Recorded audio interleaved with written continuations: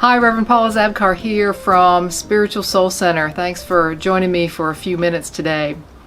You know, on Sunday night, Renee and I attended the Melissa Etheridge concert down at the Wilson Center. And a lot of her songs, if you're familiar with her, are about breakup and finding love and heartache and all that. And they're very popular because we can relate to that, can't we? We can relate to that feeling of that. And of course to the rock and roll nature of it as well. But she gave another message also during the concert, and she talked a lot about how she came up with the songs and how her life at the time, she did some of her older songs. But she gave this message too, and I'm wondering how many people really heard this part of the message, because it was just one small time in the 2 hours. And she said this: you gotta love yourself first. You gotta love yourself first. You know, we hear that in so many places. We hear it from people of all persuasions. We're hearing it in a rock and roll concert. We're hearing it in the Bible, in the books we read, on memes on Facebook, on Instagram, Twitter, all these places.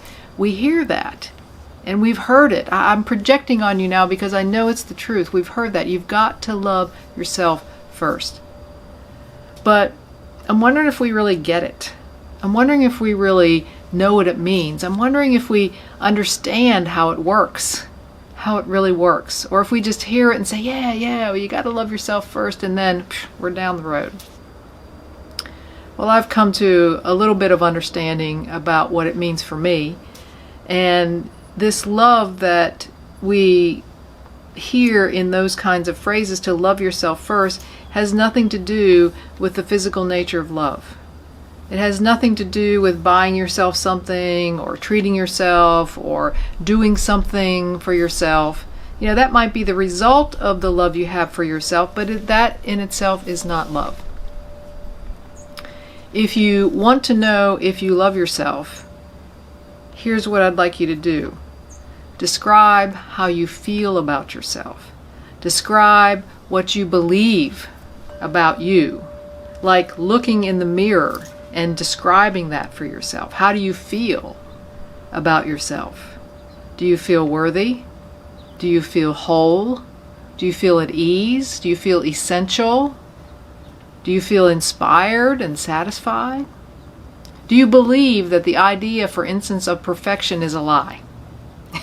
You know, the idea of perfection is just me trying to be good enough instead of recognizing and accepting myself the way I am. You see, loving yourself has to do with how you feel about yourself and what you believe to be true about you as you look in the mirror. That genuine, deep belief, that genuine feeling of how you feel about yourself exactly in this moment now, exactly at this time, exactly today, not sometime in the future or sometime in the past when you thought it might be true. And it's not about the words you use. It's about the feelings you feel. So if you want to know if you really love yourself, I would say to you, practice describing that feeling of how you feel about yourself in front of the mirror. You'd be surprised maybe at your hesitancy, or maybe not.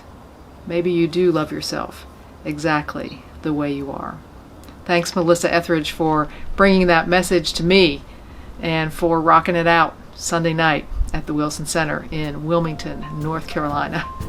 Talk to y'all later. Until next time, amen.